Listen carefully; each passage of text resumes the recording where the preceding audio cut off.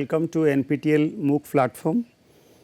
This is the course on health economics, which is rarely discussed in NPTEL platform. We have structured the health economics course into 12 weeks, as I already mentioned. Each of the contents are actually covering different perspective of healthcare. That is covering finance in healthcare, then insurance, behavioral issues, health systems, then demand and supply, which are the basic stuffs we will be covering. In addition to that, we will also discuss on the data sets which are largely used in health economics. Then we will be covering micro aspects as well as macro aspects. In addition to that, there are important dimensions and applications of health economics which are also covered at the later part of our module.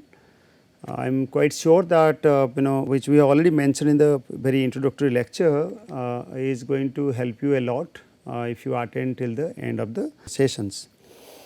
In this particular lecture, we have included as part of the introduction module health as an economic good.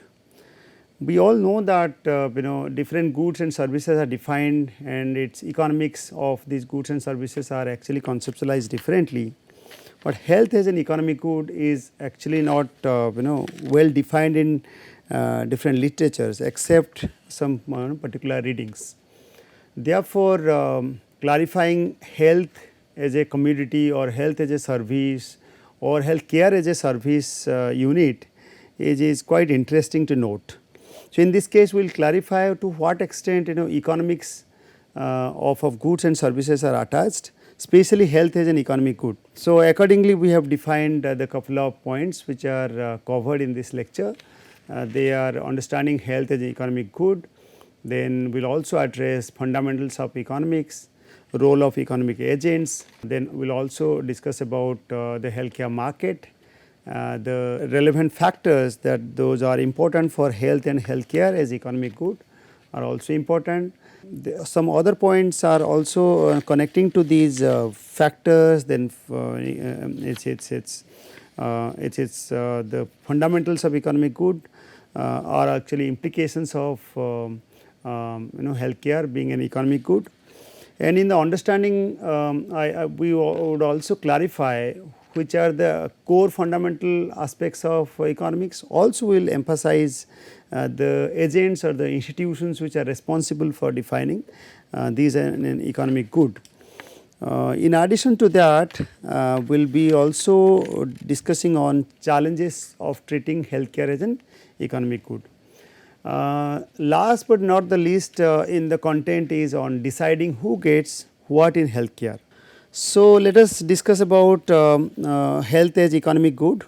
We start with the views of different economists.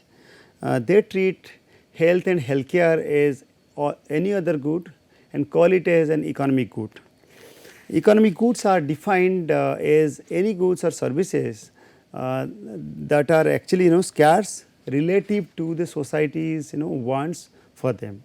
As we all know that any goods and services considered to be valuable if the demand and supply mismatches, and basically when the supply of it is scarce as compared to the demand. Therefore, the economic agents or the consumers or of the commodities and services, if they find the commodities to be scarce, usually certain valuations are made. Morris in 2012 discussed economic goods very clearly, and we have also cited that book at the end of our lecture. You can follow it. And then we will also discuss about what makes healthcare actually an economic good. To answer this particular question, one requires to have an understanding of the fundamental concepts of economics. We have clearly highlighted different types of economic goods. We also highlighted which are the agents, how they are defining economic goods differently. Starting with economics is social and science subject. We start with social. When we say it is social, in that case actually we are dealing with the societal issues which are to a large extent define the resources to be scarce, and when we are defining it as a science, we will obviously attach the decisions with it, will obviously attach the behavior of economic agents and some extent of predictions through the interaction of the different agents with their behavioral frameworks. So, in all both the context, social, whether it is or in scientific context, we will clarify the resources as against their bounded or unbounded constraints. Whenever we say constraints, that means we are discussing about bounded availability or availability which is clearly bounded. So, given the constraints, we need to allocate the resources very carefully. This is what is clearly emphasized. So, economics is said to come into play whenever and wherever there are two key features arising within a nation or an economy. So, broadly we are discussing about resources that are limited and the potential users or the potential uses of those resources which are unbounded. The unbounded resources has to be properly allocated and utilized. This is what in short is discussed as part of economics of any goods and services, especially in health and healthcare. Now, so far as understanding economic good is concerned, health as economic good is concerned, we are supposed to discuss the important agents who are responsible for actually defining this as an economic good. Especially we start with people, persons, largely they are accounted for the demanders or the demand patterns. Even firms and other government and organizations are also part of the forming the demand. We will also discuss all sort of things and how they interact each other as an economic agent to define the value of the product. We are emphasizing here. Broadly, these three agents are discussed in two contexts: buyers or sellers. Buyers are consumers, or they are also called demanders, and the other agents are called sellers or producers or suppliers. Now, the role of reverser also matters. They can be also demanded. Those are sellers. They also demand, potential demanders for the products as well at different period of time. So, it calls for interaction. To what extent there occurs a circular flow from demanders to the sellers or the sellers to the demanders. We usually study these in our foundation course of economics, introductory economics courses. But even if you haven't read it, it's perfectly fine. You can easily understand that a seller can be also a potential consumer. Seller is a person who is selling product, is also simultaneously contributing to demand. Okay.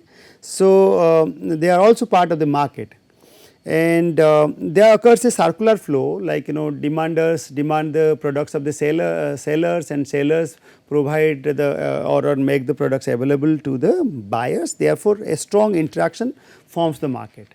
Now, don't you think that this market is purely functional just by this interaction?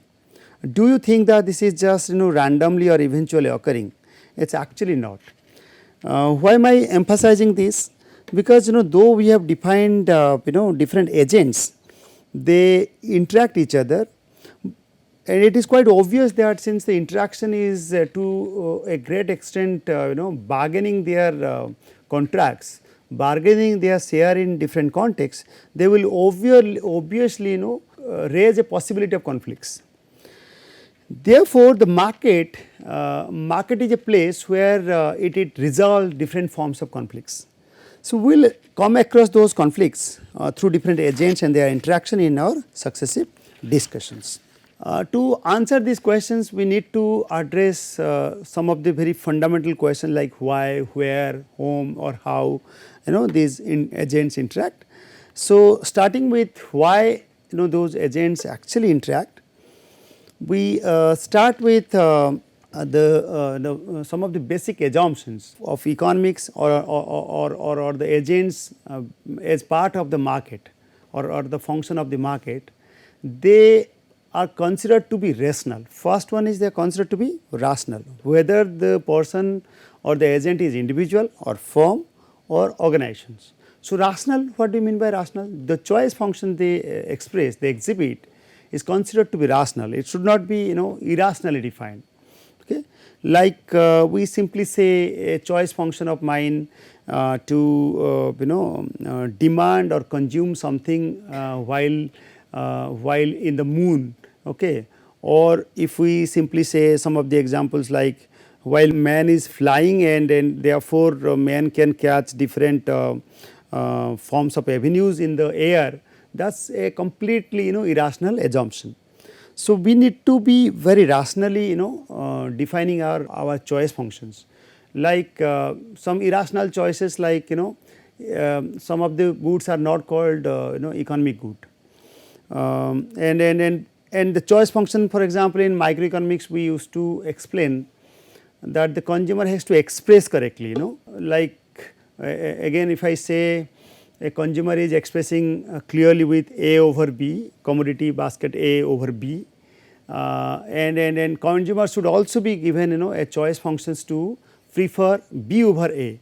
So, what does this mean? This means that consumer should not be completely restricted in its choice function, and rationality in simple form we say that when a consumer is like I am a kid in a family or a child in a family, my parents have given certain amount to me, given certain amount to me to spend in the market. But first assumption in that case is that the parents have suggested me to go for purchase of different commodities, not just be biased to one commodity. Okay. In that case, what really happened? As a child in a family, I may be biased because I may not be a complete rational consumer. What I'll do, I will simply arrive in the market and start purchasing only one variety of commodities which I actually like. Okay. So, like when I want only one variety and I have purchased everything of that variety by spending the entire amount, in that case the first assumption is not rational. The rational is that the consumer must distribute and allocate the resources sufficiently. Okay. So, some example I have already given, and some in microeconomic context I have said that consumer has to allocate rationally the amount that has to be spent. Then another reason behind the agents to interact each other is called is through reasoning, like which we say we start with saying that economics works on a very basic assumption of rationality. In other words, everything happens for a reason, okay, which means every action an economic agent takes has a strong reason.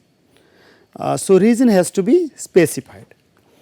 Now, when I say let us start with one example in this case to suffice the interaction of the agents very clearly, whether it is rationality or with a strong reasoning or not. We say that suppose consumer want or the individual wants something, maybe a product, maybe a service. So, we have also highlighted in this picture consumer wants something, maybe a product or a service, and now we are saying there is someone else who has that product or there is a provider who is actually providing that product which the first individual is demanding. And how is it possible? And this is possible with the help of some exchange. If you remember in the earlier system it used to be barter system based, goods are exchanged with goods, but in the in the present format in the international level the medium of exchange is money or the currency. So, currency forms the value of transaction between two parties, So, that way we can say that the consumer is actually going to get that product with the exchange of some another product or through money. Okay. So, to satisfy each other wants, they will have to interact. The first basis of interaction we just say is through of course through a certain rationale of choices, then certainly through certain reason, you know, why do I want this and who else are actually there to fulfill my wants. So, in that case interaction forms the relations between these two parties. So, interaction is emphasized in this diagram. We will also discuss the interaction is of course through certain places, okay, certain marketplaces, and we will emphasize where they are actually going to interact. In reality, there are a lot of such individuals or firms who interact in order to meet their demand and supply in their day to day spending or day to day behavior. The economic name of this place of interaction is actually called market. So, as I already mentioned that market is a place where these two party as a demander or as a supplier are actually interacting, that is simply called market. In healthcare also we need to take the help of a market. Now, in other chapters we have certain sections which will be discussing about some forms of regulations about market, what should be a ideal market, okay, to what extent market is actually regulated. We will be emphasizing through public policies in any healthcare products. Okay. Now, markets can be further divided into three types. One is called capitalist market, that's also called free forms of market. Another form is called socialist or welfareist market, and the mix of these two is actually called mixed market. Now, you just imagine where these forms of markets are available. If I just cite it from now and start with Indian context and compare with the developing countries and developed countries context, what Indian market really wants, especially for its healthcare needs, and what the developed countries really need to provide to their consumers or to their patients in terms of healthcare goods, okay, or healthcare services. In that case the different types of markets can easily be understood. So, to clarify clearly, in Indian context we know that number of things are challenging, especially if you look at doctor patient ratio as per WTO standards is still far from reach. We are not still reach as per the standard. We will explain this in our other slides. And similarly, the quality of healthcare. So, in that context we will emphasize what is called health and healthcare. So, the service quality etc. are actually not that good in terms of some standard made by our topmost institutions like WHO. And if you also count certain indicators in the recent time, especially after COVID-19, number of deaths are actually identified due to COVID. We have also observed that the healthcare qualities were too bad as compared to even many developing and undeveloped countries context. So, given those backdrop in Indian context, it is quite obvious that if you make the market to be completely free, where anybody can participate and provide health services to the individual or the patient, that way I think it might not be successful enough for the individual patient in Indian context to receive the best one, because the free market is not going to be an idealistic one and may not deal with the challenges faced by the individuals in Indian context. So, we strongly require intervention. So, why I say in a market the simple starting motive behind this is actually profit, and market functions well when our assumption of this market is that all the individuals by their standards, by their differences are at a par, or by assumption there should be less inequality or inequity. So, when that is not the case, where in Indian context number of calculations are made, where inequality is at the very higher level, especially in healthcare and in social products, social services. The even 10% of the people are capturing 90% of the income. In that case, quite obvious that 90% will be suffering if we make it completely market based. So, Indian products, especially healthcare market, requires government intervention. Also, we require in some of the high end services we require market based intervention. So, this is what India is actually following. Therefore, Indian type of healthcare market is actually called mixed market. It is not completely free, not even completely governed by government. So, it is mixed form of market. Whereas, if you look at some of the developed countries like USA, even if you compare with very earlier period as well, the functioning of their market is completely free. Okay. Even in European countries also, though government intervenes in a number of cases, but still their function is largely considered to be free market based, and that has emerged from the ideas of our economist, the father of economists, Adam Smith, who coined the term called laissez-faire economy, who also suggested for less interventions by government. And even earlier JB says etc., if you read those theories a bit, you will see that every supply creates its own demand. Those kind of conceptualizations are made, and hence their economic evaluations or economic functions are actually made largely through capitalist approach. So, those developed countries are to a great extent capitalist based market or free based market, whereas some other countries such as China, largely suggested as a China, considered to be actually a socialistic structure. But I think you might be confused enough with Marxist based approach of dealing with social values. Social values are or the valuations are Marxist based in Chinese setup. But the right interpretation in the present time is actually called socialist approach or welfareist approach, where government takes care of everything. Even it is quite surprising to note that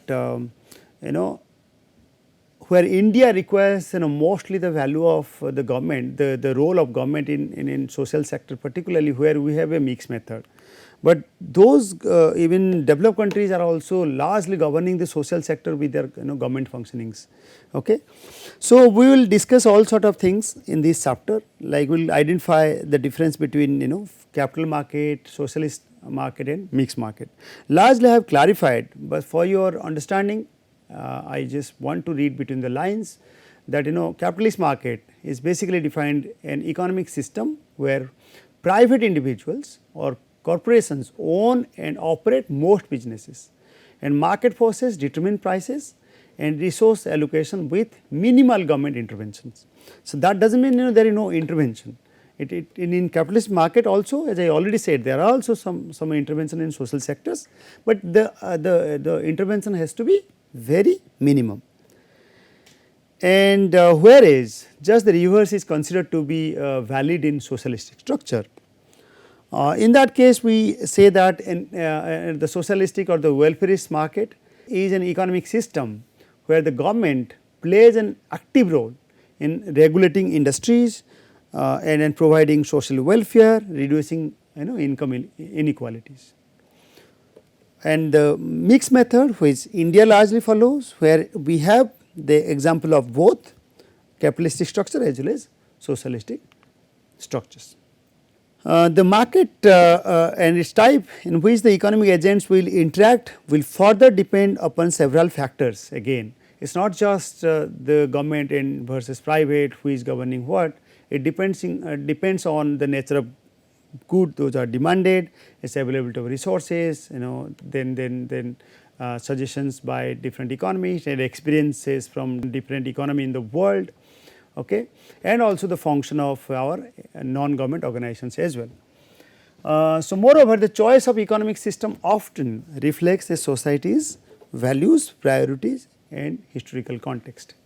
We have given the some of the examples, as I already mentioned. For US, we say it is free or capitalist based market. For China and Denmark, it is considered to be socialist and welfarist market, and India and Canada considered to be mixed market. There are many other such examples, but defining in a broader context in particular category is very difficult. We need to analyze, and there are different papers who have actually cited, and based on that we are also arguing it. Then after saying where these agents interact, why they interact, we need to understand how they are actually interacting. In order to have a successful market interaction among the economic agents such as individuals, firms, a market should have answers to the following questions: what should be produced, how should it be produced. When I say what should be produced, whether now question is whether it should be necessary goods, necessary, comforts, or maybe or luxury kind of goods. Which goods should be actually produced more, and again whether like when it is governed by market will try to intensify its functioning, and will largely focusing on those type of products where the market might derive the best profit. Therefore, they may not actually deal with the very necessity based requirement in the society. So, we need to understand what products should be produced, and how one can understand, one has to refer different literature, and how should it be produced, which mechanism should be adopted. Again, for whom it should be produced, who are actually the larger contributor to the market. Okay. As we know that the demanders mostly governing in Indian context, in Indian context we should actually propose more for the people who are actually shaping up the market. Once it is produced, it is also obvious to clarify its distribution. So, distribution channels are important, so that it will be actually justifying the products and the need of the society. To answer these fundamental questions of economics, the worldwide markets go through rigorous economic analysis, keeping in view of those limited resources and unlimited ones. In practice, economic analysis establishes facts in the same way as other sciences do, by describing theoretical relationship tested by real world data. So, economics or healthcare as a health economics as a domain, as part of the economics discourses. In that case, we have a scientific approach to understand the existing views through theoretical underpinnings, and also we can test with the real life data. Then what is economic analysis? We will clarify all those things, all are discussed in our slides very clearly. You can read on your own. I may not emphasize much, but I am sure that if you read between the lines, you can easily clarify your doubts. There might be questions, questions from each of the slides. Okay, so we will have assignments in every week, as I already mentioned. Those assignments will be actually at least 30 to 40% of the contents will be directly derived from the slides. Therefore, each point covered in the slide should be carefully read. So, economic analysis refers to the systematic examination and evaluation of economic phenomena, often using principles of economics, data models to better understand how individuals, businesses, societies make decisions related to their resources, production, consumption and their distribution. Those 4 points we have already mentioned, that availability of resources and its production, then who are consuming, how its production is actually distributed to the agents of the economy. That's part of economic analysis, where systematic examination and evaluations are made. Then we will discuss about the decision and choices. that refers to the agents, especially the individuals and organizations constantly face involved allocating limited resources such as time, money, labor to meet their wants and needs. So, and regarding production, how resources are actually transferred into finished products and how these products are used and distributed. Coming to other important point which are actually explaining what is called economic analysis, called economic goods. Economic goods we have already started explaining. Once again are considered valuable, those goods and services which are actually attached with certain value or considered valuable and are limited or scarce relative to society's desires for them. In other words, there is not an unlimited supply of these goods and services to meet all the needs of the society. As a result, people must make choices and about how to allocate their limited resources to obtain these economic goods. You might have read in microeconomics course some of the concept, very important concept called utility.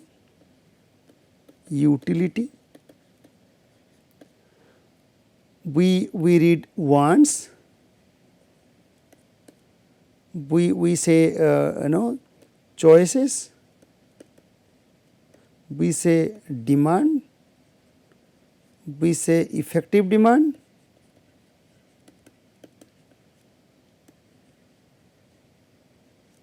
then there are some other demand concept like compensated demand, then derived demand, etc. We will be discussing in a later time, but at least simply expression of your satisfaction, etc. as part of our society's desires are part of the economic analysis. However, whenever we are defining wants, when we say we have certain wants, it means we have certain capabilities, capabilities for fulfilling some of our utility or our satisfaction level. So, wants are again little focused or restricted. When we have choices, yes, it is a particular selection of your wants. When we say demand, of course, demand is also a broader concept, but it has to with a function of or as a factor of different categories, like different factors should be attributed to explain demand. But when we have say goods demanded or quantity demanded, if anything these type of words are explained somewhere in different literature, different book, you should not be confused much. Basically when we say quantity demanded, we are actually restricting to its relationship to a particular variable. Usually we refer to a price. In this case, when you say choices are quite huge, we need to compare with availability of resources. Therefore, we have to match or match those requirements with the availability and find out the best solution, and these are all part of the discussion of economic good. Okay. Now, I think we have already discussed largely on this issue. However, in short, to understand the fundamentals of economics, especially in healthcare market, okay, economic good we have already explained, healthcare market, we need to clarify with certain examples, the realistic examples, okay, how fundamentals of economic goods in healthcare market is actually dealt and whether it is an economic good or not. So, let us take an example in that case to explain at a micro context, at a micro level how can I understand this is part of healthcare market. An individual who is actually not well or seeking healthcare support, as explained in this picture, the person is saying the person wants medical attention because the person may not be well.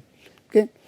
And there are some other individuals who provides that specific health care, who is standing at a different point, and maybe they are the institutions or maybe the providers, healthcare providers. And what is the place of interaction here? Obviously, the place of interaction is the institutions, which I have already said. There may be health facility centers, maybe public healthcare facilities, maybe private healthcare facilities, maybe other facilities, maybe pharmacist, okay, or medical shops, or even quacks. The informal setups in Indian context is hugely present, informal healthcare setups. In different forms हम सुने हैं what is वो कहते हैं ना कि दादी का नुस्खा, so वो भी काम करता है बहुत strongly. In Indian format, we are emphasizing on what is called traditional forms of healthcare, and which are not documented in literature, but still they are valid and solving many purposes. They are also part of healthcare providers. So broadly we are discussing public hospitals, private hospitals, quacks and others. To explain once again the economics of healthcare, we will be discussing on health seeker and healthcare providers. We will be discussing their interactions through a place called market. Market may be defined through the institutions called public health hospital, private hospital and quacks, etc. So who are the economic agents then? We have already discussed. They are the health seekers, health providers. The healthcare market for interaction we have already discussed. Like suppose we say mohalla clinic, etc., we can also conceptualize them as part of socialist or welfare market framework. When we say private facilities, some of the private facilities like private hospitals, super specialist hospitals, private hospitals, etc., or clinics, they are part of capitalist framework. And quacks, etc., sometimes that is based on profit motive, sometimes non-profit motive. When it is clearly through profit motive, of course we can say a capitalist format. Whenever it is non-profit motive, like some quacks are actually solving the need of the healthcare in our neighborhood, they are not for profit motive, they might be simply termed as socialist approach. So that way quacks can be considered as capitalist format, can be considered as a mixed format as well. So largely literature identify as capitalist format in different context. So we may clarify through reading.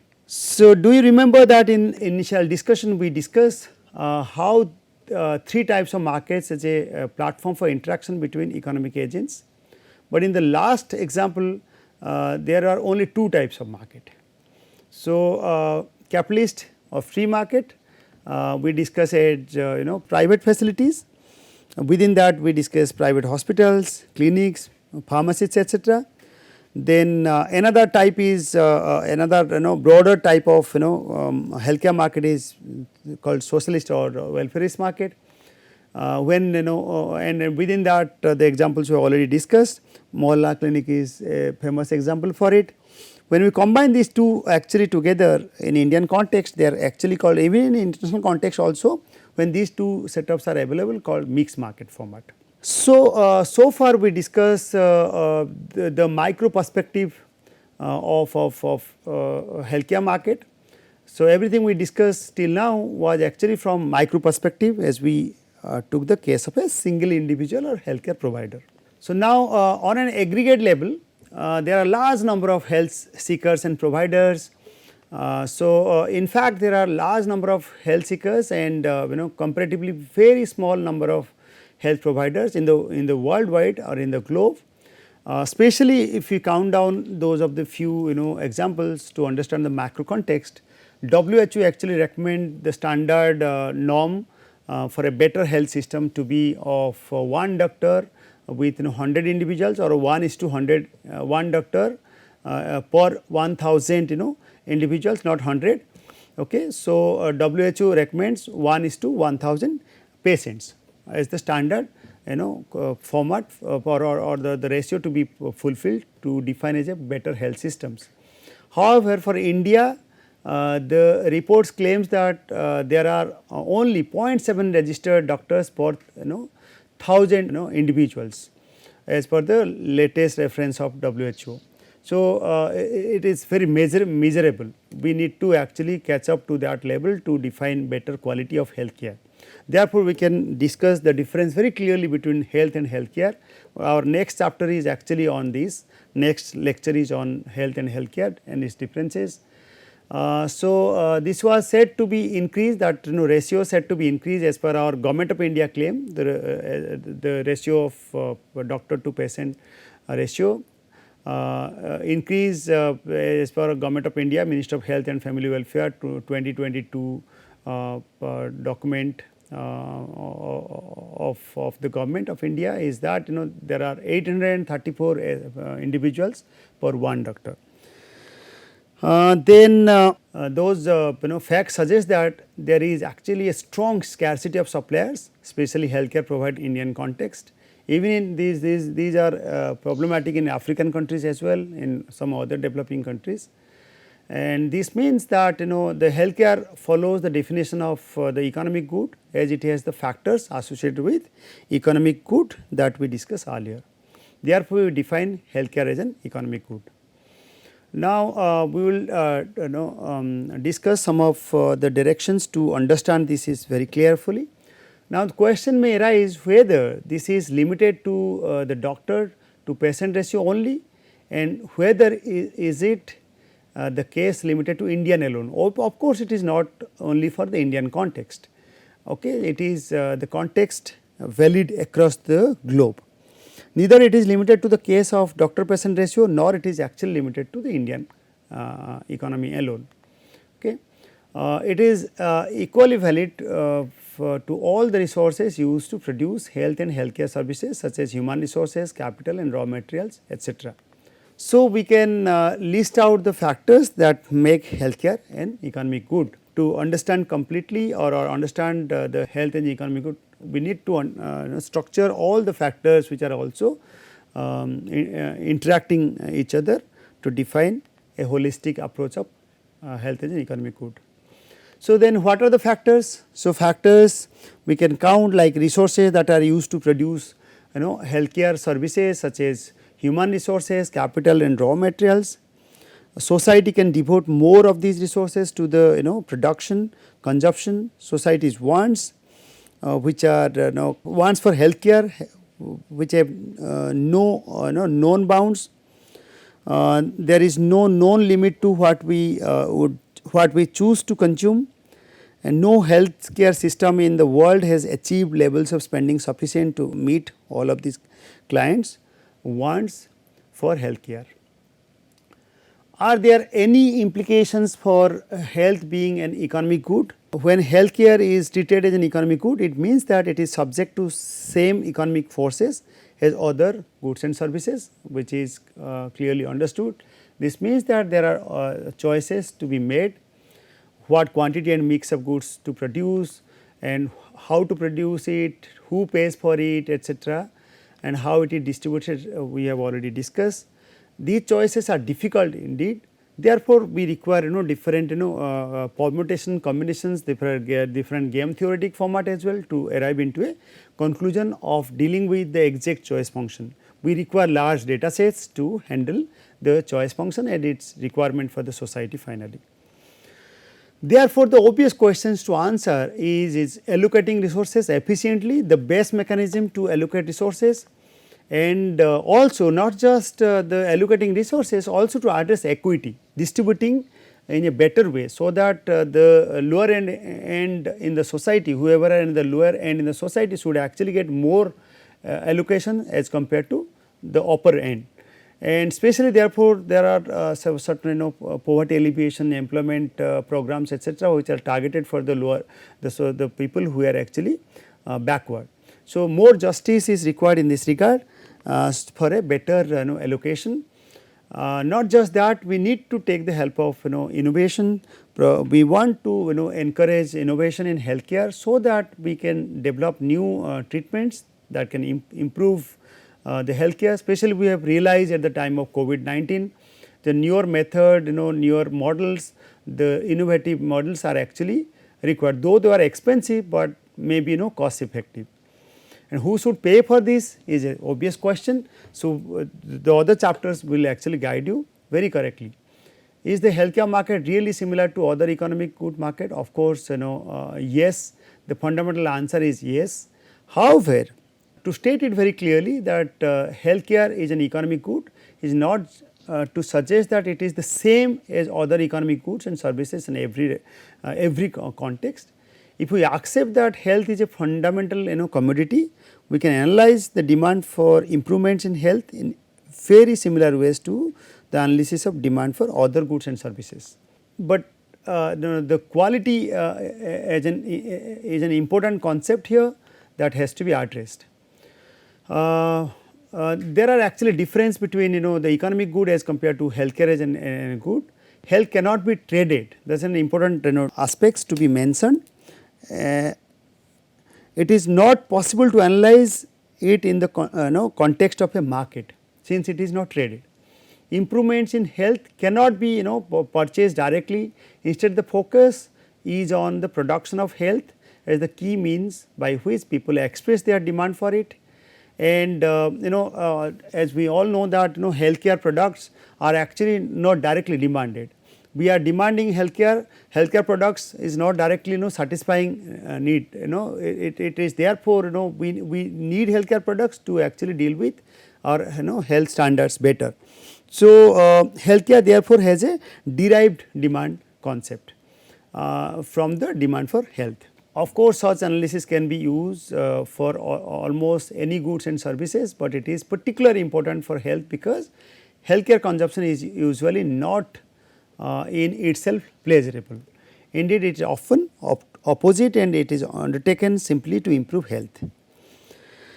So, some couple of references you may follow. Indeed, I need to emphasize here a considerable part of past and current research in health economics is concerned with the question of whether or not healthcare is different. So, as mentioned by different authors, you can have a read. I think it will be useful for you.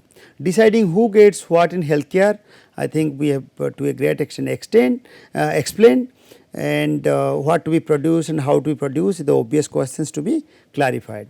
Possible ways of deciding who gets what in healthcare, you may please read. I think these are the aspect I should keep it with you for understanding, and these are quite easy for you. Everything is clearly stated. Can the solution work in healthcare market for better allocation, etc.? In some cases it is relevant. For example, in Indian context we need to cite as per the 2020, the private sector plays an important role in most areas of Indian health sector. It holds market share. This is to be mentioned. Out of pocket expenditure is very high, 2/3 of the expenditure is out of pocket, OOP is very high. Even it holds, private sector holds 70% of the market share, hospital beds is of 63%, share of inpatient is of 60%, share of outpatient is 78%, share of doctors is 80%, and then in the references we have given all those link. You can read and understand more on this. Having such a big share means holding many of the health issues. Let us take one such demand of healthcare issue to understand how the invisible hand works as mentioned in our classical approach. So, whether the invisible approach is actually working in Indian context or not, those readings will actually help you. So, let the healthcare market be for hyper depression, especially when we are going for some economic modeling and to derive certain solutions to it. Healthcare demand, with an example we can cite for hyper depression in India and many other countries. Mental health treatments like hyper depression treatments are bought and sold in private markets. Based on our definition of healthcare markets for the invisible hand, we have designed the following economic model. So, to say we usually go for demand and supply framework to understand. So how to understand, especially our red is explaining the demand curve for the healthcare in this context, in the context of hyper depression. The slopes downward left to right indicates that the price of treating hyper depression falls as the demand increases. The reverse is true for supply. The price increases, the supply for those dealing with or treating with hyper depression rises, therefore it is upward sloping. Okay.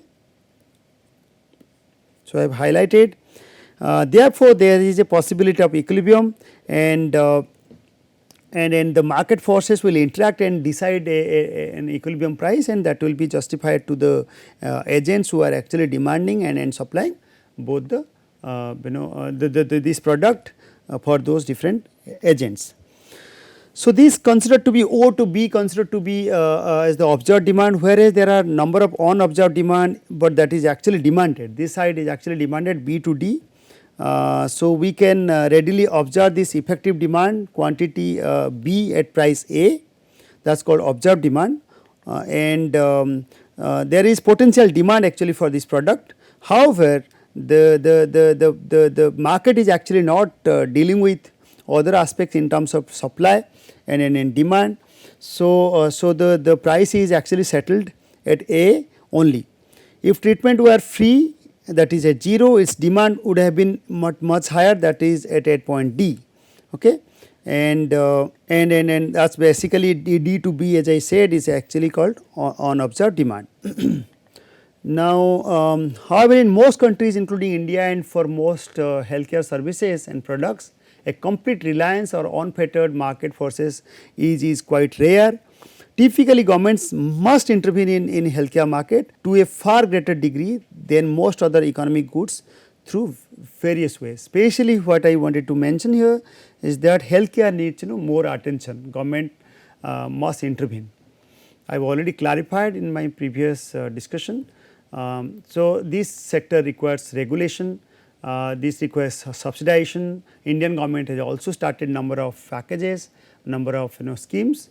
Indian government subsidize healthcare either partially or fully funded approach via various schemes such as Ayushman Bharat Digital Mission, under which the National Health Authority issues Ayushman card, which bears up to 5 lakhs of treatment cost and taxes.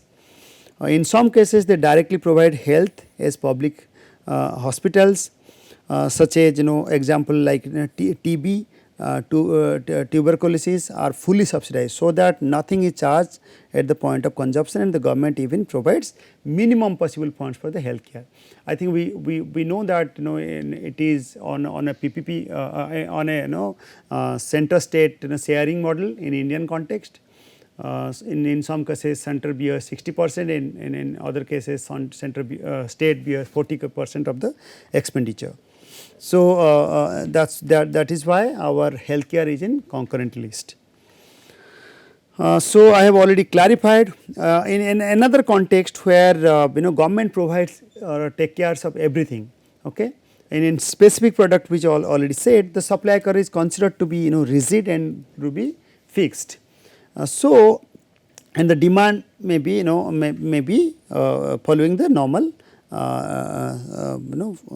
design or normal way which we have already explained.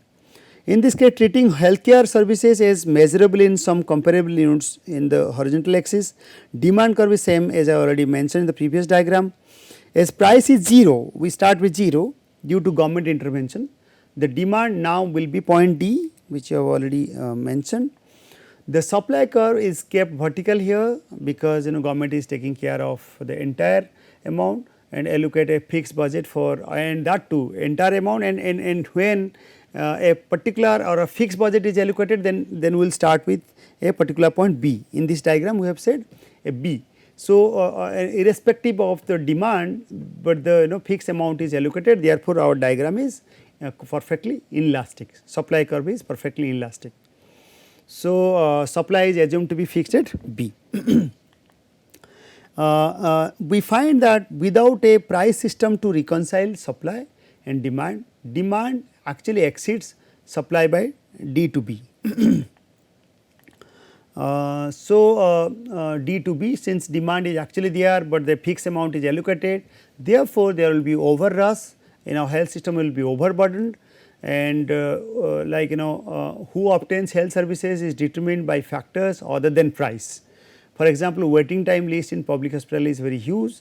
Some other examples like income group, caste, occupational differences, who becomes the deciding factor to access healthcare in Indian context. One example of such type is Ayushman health insurance card, which is also actually quite a fixed amount is provided. The government intervention based model differs from the market based model, in the sense that D to B, the range which I have already mentioned, the observed ones in healthcare should be actually dealt very carefully with higher budget allocation. Okay. So, learning from this example, we have also mentioned that we saw two extreme example. One is in a complete reliance on the private market, wherein another one is in public provisioning of the healthcare facilities. In each case, not everyone who wants health care gets it, and healthcare is actually rationed in another case, either by price or by other mechanism. So, healthcare is, even if in a private structure is rationed, even in another case is also compromised due to other factors which we have cited. In practice, however, most healthcare systems are complex mix of private and public sector activities. So, therefore, some questions might arise: why are government so often involved in healthcare? What is it that makes healthcare special? These questions will be answered with time in upcoming lectures. We will be discussing in our different slides. So far we have discussed about the type of healthcare, health economics, its foundations, basically the fundamentals of health economics. We defined health as an economic good. We discussed different types of market for healthcare, and we also discuss discuss how actually in the especially we discuss who are the agents, and where the marketplace, how these are actually dealt. Now, in our next class we will be actually discussing about differentiating health economics and healthcare economics. We will also emphasizing by point wise differences, and what is an interesting and also important point for someone learning from health economics. Health economics is not shorthand for healthcare economics. So, we will be anyway clarifying this. I have read between the lines to emphasize some of the content we have carried. For you, I think the bold one need to be referred. You have to thoroughly read to answer our assignment question or even in the final questions. Other readings are equally important. Our next lecture is actually on distinguishing between economics of health and healthcare. With this, I think it's time to stop. Thank you.